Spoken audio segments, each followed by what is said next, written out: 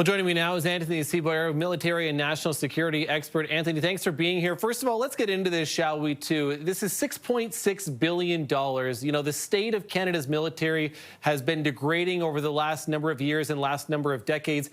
Is this realistic, too, in order to think that some of these numbers, it sounds like, are going to be in the plan for the production of, again, all of these different parts that are going to be going to the military? Is it realistic?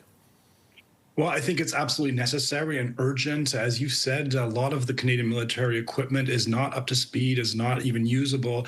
It's really essential to invest in new equipment, but also doing this in a way that actually supports Canadian independence is key. I think this government has made that a clear priority, that defense spending has to go into Canadian products as much as possible so that we are more independent, particularly from the United States. So I think this is a great step in the right direction. Is this more of a response to the United States, right? As we talked about all the different, as we talk about changing geopolitical and our reliance on south of the border, or is it more from NATO too? Because they have also that body has also been at least emphasizing the fact that allies need to be focusing more on how they're going to do this themselves. Well, the plans for this go back far further than the latest experiences we're having with the current U.S. administration. So I think the beginnings of this go back further. That said, though, any responsible government has to take announcements made by this U.S. administration serious, has to take them serious.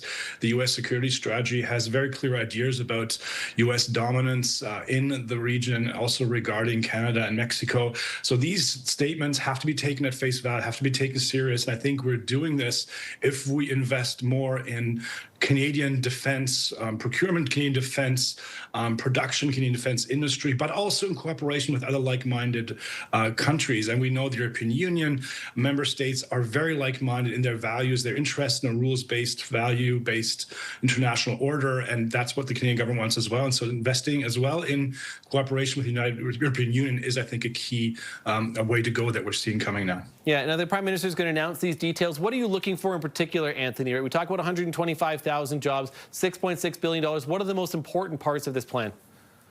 Well, there's two sides to this. The economic side to this. So how is this spent in a way that it spreads across the whole country, that it benefits Canadian jobs? That's, of course, key. Also, from a national security perspective, to not just have one center or two, but many different ones that are less vulnerable then to attacks from adversaries.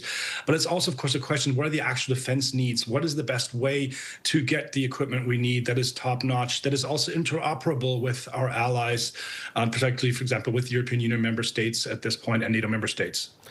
Okay, Anthony Seaboyer, military and national security experts. Always appreciate your time. Thank you, Anthony. Thank you, Matt.